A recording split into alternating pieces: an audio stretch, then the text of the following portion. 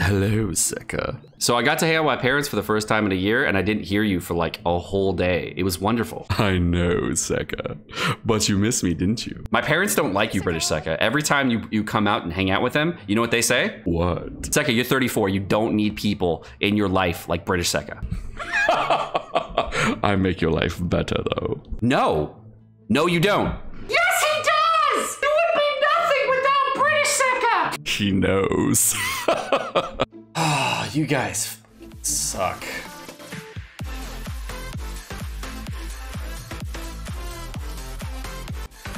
Okay, so this video we're gonna go over Zhongli and Eula, talking about both of them. And there are certain players in the game that are a little bit worried about Eula being strong, and they're not sure if she's gonna be really, really powerful and bring a big impact to the game. And some people that think she's gonna be really powerful and very, very good overall. And it's gonna be based on a couple different factors, and we're going over in this video. So the reason that Eula is going to be weak is attack speed based, okay? And this is the reason a lot of people are gonna hate Eula. So whenever you use any Claymore character, you do an attack rotation and they come out with 1, 2, 3, and 4. Now Razor gets around his attack speed problems with an ultimate that boosts his attack speed. Chung gets around with his actual talent that increases attack speed, but both characters have the almost exact same attack speed as far as overall attack speeds go. Diluc also has a good attack speed too, but has a similar attack speed, and he also gets attack speed from Constellation. But when you get to a character like Beidou, unfortunately, has a 5-hit combo. And you can see clearly that Beidou has the longest attack animation of the 4 characters that are Claymore users in the game that you can really utilize. And the reason she has the longest attack animation is because of her attack percentage. Now, for talents for Claymore characters, when you go into the talent distribution here, you'll notice that they start at 122 going down to 192 for Beidou, and that's at a level 8 talents. But if I go into like normal attack percentages for characters, the character archive, and we go to Diluc, okay?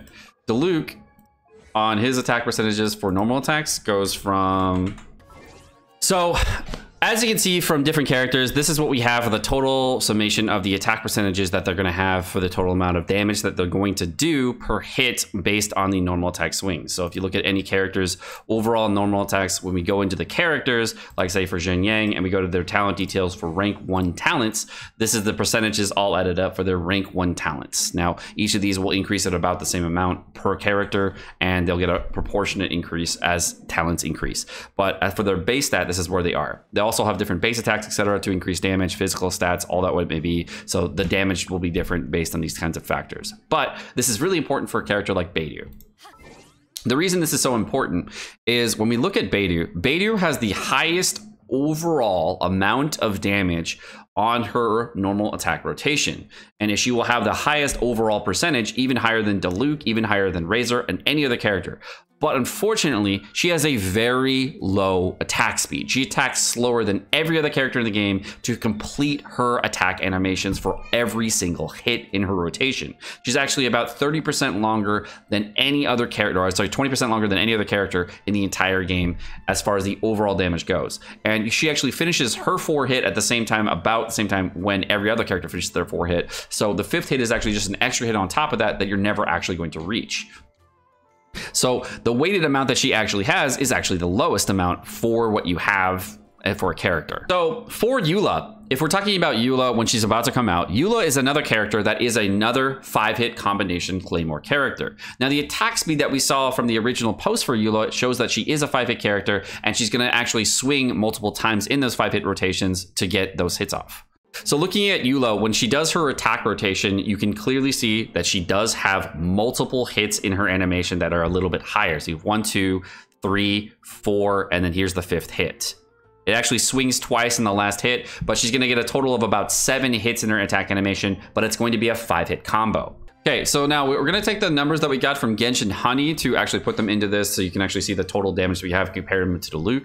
But just know that these numbers that I'm going to show for Eula are not finalized numbers. They are numbers that have not fully been released into the game. So what's really interesting about the non-finalized numbers from Eula is that the non-finalized numbers from Eula, from what the people that have gotten information from not doing it the right way, leakers, have shown us the information about Eula, and none of this information is 100% correct. It's always up in the air.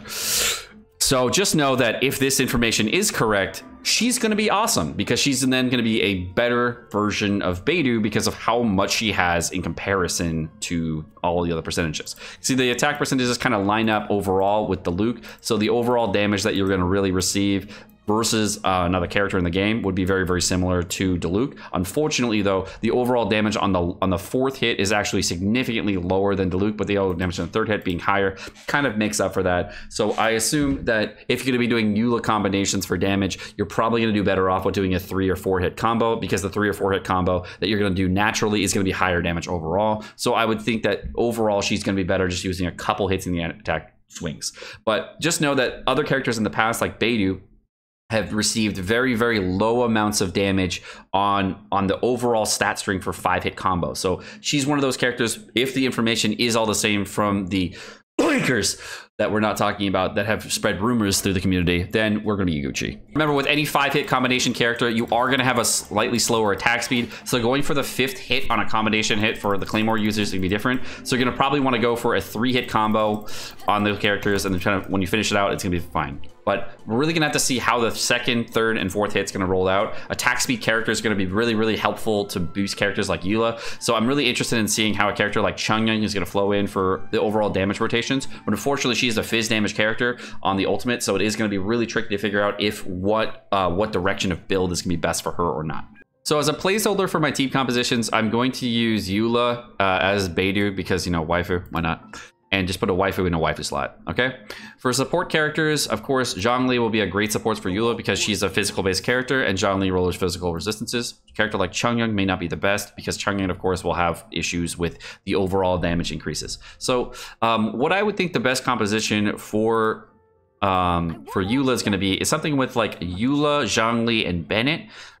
That's probably going to be the direction I would go, because I would rather do a melt composition overall than try to get like superconductor composition to lower physical resistance. But if you do want to do some kind of fizz resist lower, the best composition I can think of for her overall for doing fizz damage while also lowering fizz resistance and giving fizz damage at the same time is going to be with Jin Yang, or potentially if you have really high constellations, of course, using a character like Rosaria. If you have a C6 Rosaria, that would be a great supporting unit that you can actually use in order to boost critical chance on her, as well as give lower physical resistance and cryo resistance if you again have very, very high constellations. Now this allows you to not even use Superconduct, which I find to be a very, very valuable tool when using a cryo character. After playing Kaya for a significant amount of time, one of the things I really, really found in Kaya that I did not like doing is using Superconduct, because the elemental reaction that I was using is kind of a waste. I would much rather use a melt reaction.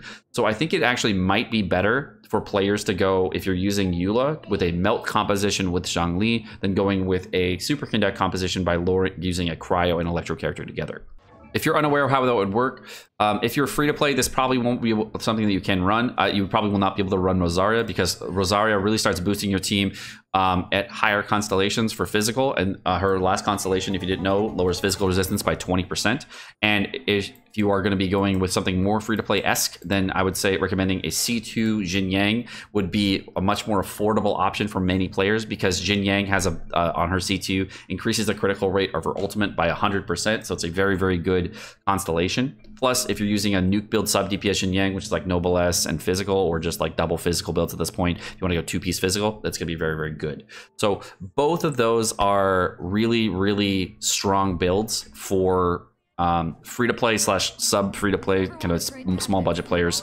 And if you are fully free-to-play and you're looking for a good composition for her, my next best recommendation for her is going to be a character like using a character like Bennett. And then of course, if you don't have that, I would say Zhangling is an incredible supporting option, because she's going to provide melt reactions or reverse melt reactions that you can get. You can use Lava Walker, Witch set on Jin Yang, whatever, or Zhangling, whatever you want to use. And this could be another great character to work with your team compositions. Now for Daddy.